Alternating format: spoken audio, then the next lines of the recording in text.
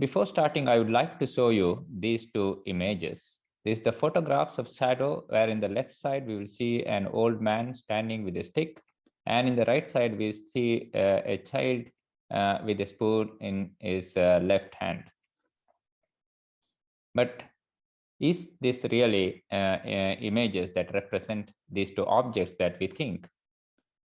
The question is, we have very limited information because the photographs of the shadow represent now only two-dimensional images. We miss a lot of information from the other dimension. In reality, if you look at this comes from exactly same object. Depending on which direction you see, if you're looking at from this direction, you will see an old man. If you look at the other direction, that we see a small child. It means that we need to have more information about the object, and if possible in all possible dimension, a 3-dimension. So we are looking at now in the shadow, the 2-dimensional projections or shadow of a 3-dimensional object. Having more than one direction will help us to understand the object better. It will provide some clarity, and it also helps us to make a better decision. We often say that seeing is believing, but sometimes the most real things in the world are the things that we can't see. That is why the 3D imaging becomes really important. And today it is possible to image across length scales objects in their 3 dimension, either only the surface morphology or the internal structure. In this context, electron microscopy covers a large length scale. Electron microscopy, we can see from 1 nanometer or even sub-angstrom up to several tens of micrometer. And depending on the size and the information that we look for, various other microscopy techniques can be used. And today it is possible to go up to the organism level, and many of the human organs can be imaged, for example, using MRI. But what I am going to talk to you today is about transmission electron microscopy. The reason is I have been working on this technique over the last 7 years in one of the best possible microscopy center at Aalto University in Finland. And what I'm showing you, the video in the right side, is a dedicated cryo-electron microscope. And cryo-electron microscope is only a sample preparation method, but also included some of the technical aspects. I would like to point out here is that when you talk about transmission electron microscopy, we are really talking about the electron beam that pass through the samples, which means that we can correlate an analogy to the shadow. That's exactly the reason why I showed you the photographs of a shadow, because it helps us to understand and relate if you don't have a proper background in electron microscopy. What I will cover today is what is 3D electron microscopy, why 3D imaging, and what are the applications. To show the application, I will specifically give 2 examples from some of our recent work. One is a colloidally assembled cobalt nanoparticle into spherical superstructure, and then one chiral plasmonic structure, which is composed of biohybrid molecules, which includes a virus nanoparticle, a rod-like virus particle, and gold nanoparticle. Why transmission electron microscopy? Because we can see structures at really high resolution, and it can go the resolution around 4,000 times more than a simple optical microscope. We can see finer details, and it's about 4 million times that of a naked eye. We can look at the internal structural detail. What we see here is the atomic level details. And we can also get some idea about the morphology. And there are much more things that we can do using electron microscope imaging. But there are limitations to use electron microscope. Some of the limitations are the sample should be thin enough to obtain meaningful results. And it's often suggested and recommended that you use 30 to 50 nanometer thick, which is the optimum size. But of course, depending on the sample, 100 nanometer is the upper limit. Samples should be mechanically robust for handling as it undergoes some of the extreme conditions such as high vacuum and high electron beam dose. That is why not all the samples fulfill these criteria, but that's why one has to develop also methods. But that is not the topic today. But today I would like to give you an analogy that I showed in the very first slide. If I have a sphere, a disk, and a rod, and these are my objects of interest, and I place them in a TM grid and do the image, and what I see is a two-dimensional projections here. And if these particles are oriented in this angle, then we'll see all of them will look the same. For not an experienced operator or the user, they all can mislead, thinking that all of these may be spherical particles. That means the conventional TEM micrograph that we routinely study are the 2D projections of the three-dimensional objects. Now, if I rotate this by 90 degrees, then what we see, the sphere will not change, its isotropic structure, disk will change, and the rod will change. And accordingly, the two-dimensional projection will also change. And this is where we can see that, okay, this is a rod-like particles. And 2D projections, therefore, depends on the orientation of the object. So what we can learn from these two previous slides is that 2D projection depends on the orientation. They contains internal structural detail, but we can extract only limited information using 2D projections. Here is some of the real examples. In the leftmost, what I saw is the red circles indicates the two objects, they look different than the other particle here. This is a DNA origami structure. And this is because in reality, they are all the same. This DNA origami, they are standing upright. That can, for a new user and an outsider, can mislead, thinking that these are something else or they have a different size distribution. At the same time, if I take the right side, the three different structures, what we can see from TEM conventional projection is only how it looks. So of course, we can say that there is a shell and the interior has a less contrast or density. There is no difference, but how actually it is. And it is not possible to extract any information from two-dimensional projections. That's why we go to image in 3 dimensions. 3-dimensional microscopy is not a direct imaging technique, but it is mostly an image processing technique. Tomography is not a new technique, has been used in medical science for a long time. A simplified definition for tomography is nothing but construction of higher dimensional structure from a series of lower dimensional projections or slices. Electron tomography generally utilizes a series of projections collected with the increment angles from certain angle to certain angle in the positive to the negative side. So for example, -70 to +70. TEM generally gives you the 2D projections. Therefore, TEM tomography indicates the reconstructed structure is 3-dimensional. Here I show a real experimental data from the projection that was collected from a 3-dimensional object. To collect these 2D projections, you rotate your sample, which is located or the object of interest, and the source and detector, of course, cannot be rotated. This is quite opposite to what we see in the computed tomography, where the sample is stagnant and the source and detector are rotated to collect slices. Then once you collect this object, this image we collected is from this a nanoparticle assembly, which also contains some peptides surrounding this. And once you collect this series, what you do is something called alignment. That means you stitch all these different series together and then align them and then do a reconstruction. So finally, we get a 3-dimensional structure of the object constructed using the 2-dimensional projection. That's why it becomes 3D reconstructed object.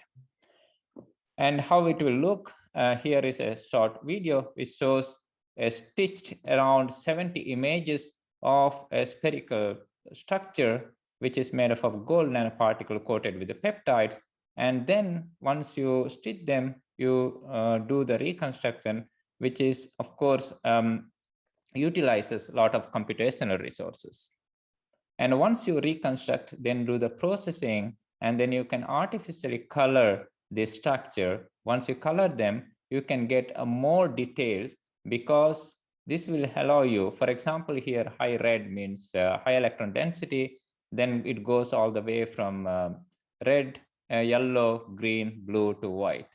And as you can see, really the gold nanoparticle partly covered with the peptides, and the internal structure is filled with actually something amorphous, less contrast, possibly organic material. Of course, you can use chemistry to support this.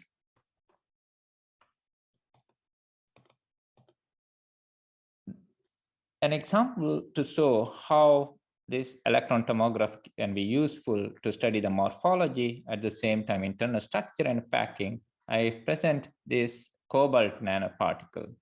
It's one of the simple nanoparticle superstructure that it can synthesize by taking a 4-amino-benzoic acid and octacarbonyl dicobalt. And if you place it in dichlorobenzene and heat under nitrogen atmosphere in 20 minutes, you end up with a colloidal solution. And if you take the TEM image of this, you see this kind of superstructures. And now it's interesting, all are spherical, maybe size difference, but there are more than one type of population, which means most of them, you cannot see a difference at the core and the cell, but you start to see a difference in the core and the cell in some of them.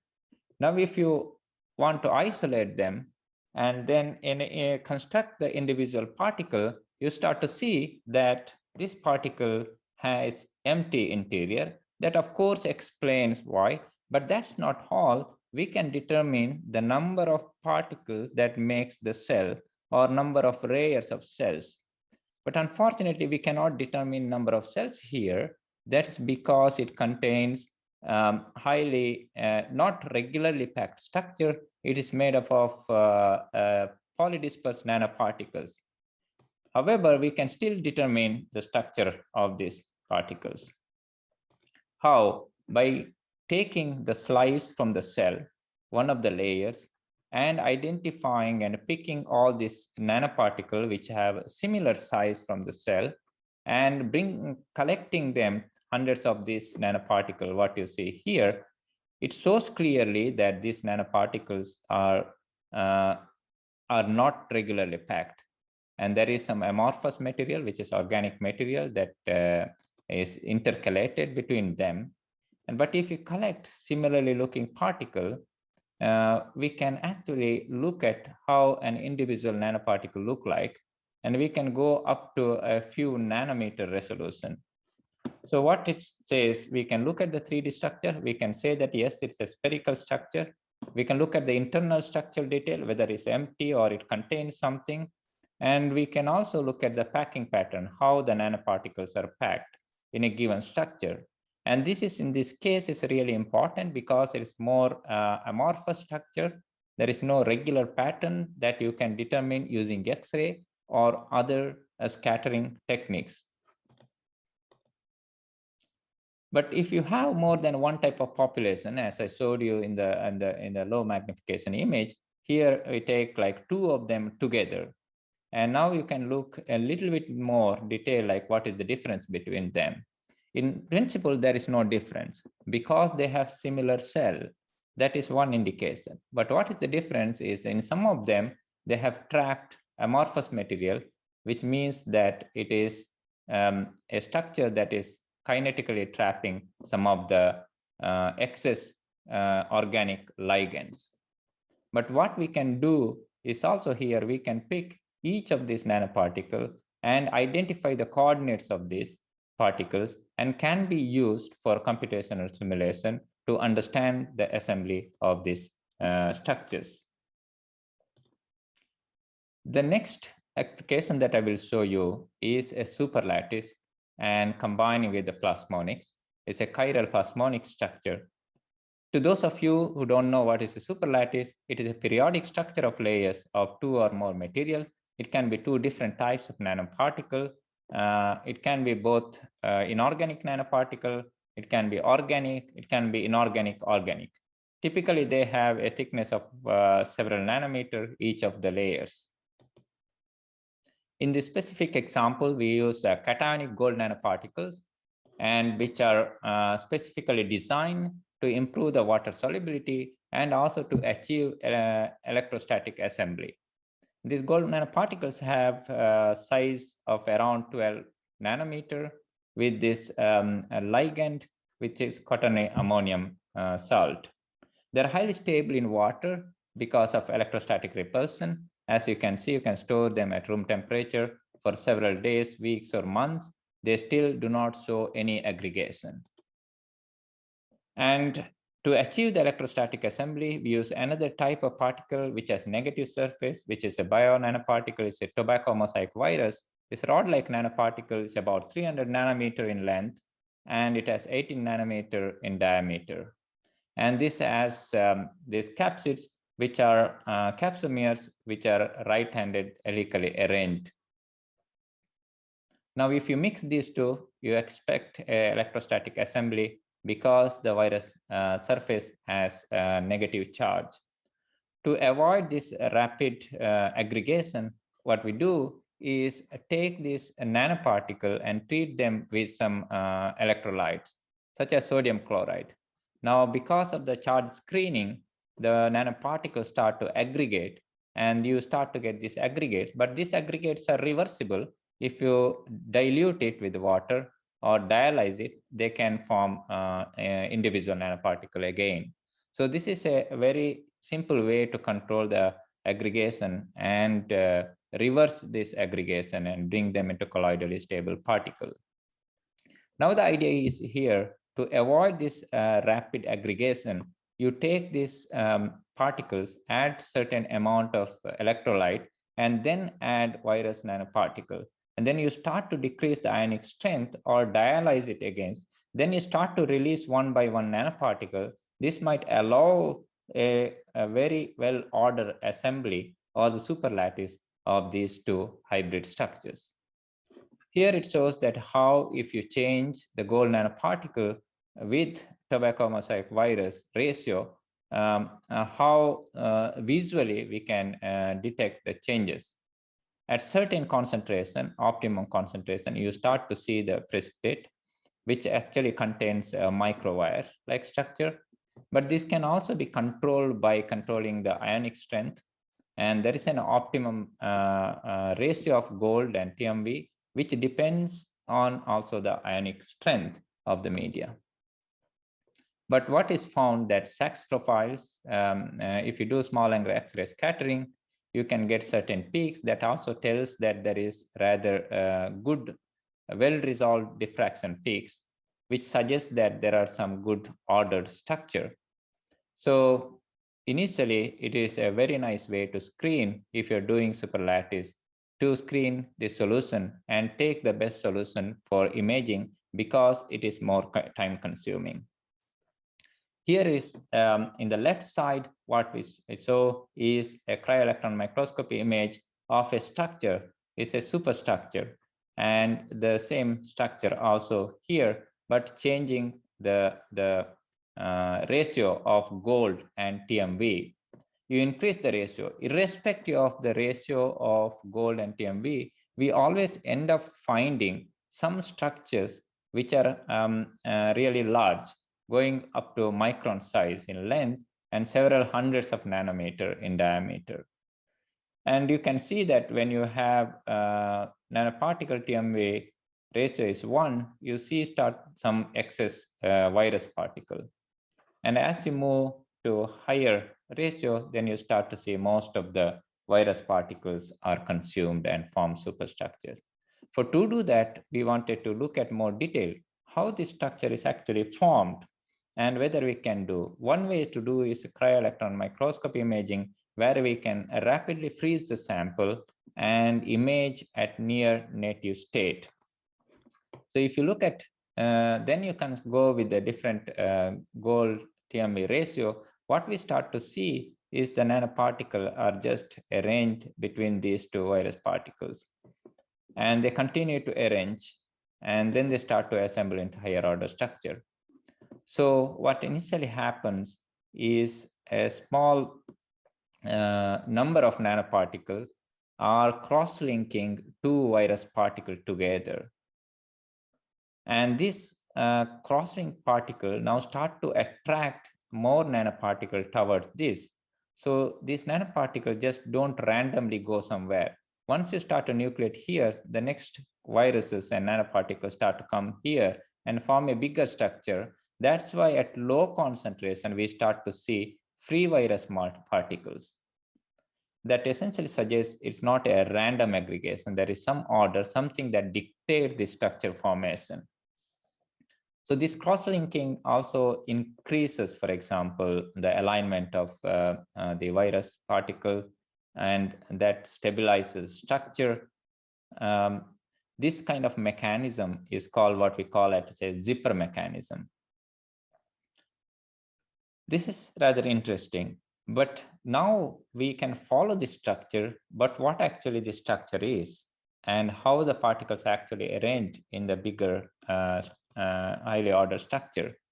Because if you take a two-dimensional rod-like particle like tobacco mosaic virus, the most one of the expected packing pattern for such rod-like particle is hexagonal packing. But if you look at the Sachs profile here, the peaks that are measured, it doesn't really indicate that the hybrid superlattice is actually a hexagonally close packed structure. In contrary, what we observe from the Sachs profile, it is a two-dimensional array. But this is even more interestingly a rare 2D square lattice. But that was puzzling. That is why, because you don't know how to explain, is it an experimental error or is it really that there is a 2D square that happens? And especially because it's a rather rare case for such an assembly. That's where we look into tomography and three-dimensional structure imaging. Here is the tilt series of a wire, which is a hybrid, where you cannot see TMV because the gold and tobacco mosaic virus, which is mostly composed of organic, is purely an organic structure that has a different contrast. Of course, we can see, but then the gold nanoparticles will be either over-focused. It will lead to a lot of error in imaging. So therefore, in this case, we largely see only gold, but the virus particles are intercalated between them. And then after collecting this tilt series, you can do the processing, and we can look at here that we can get almost very nice details how exactly the nanoparticles are arranged.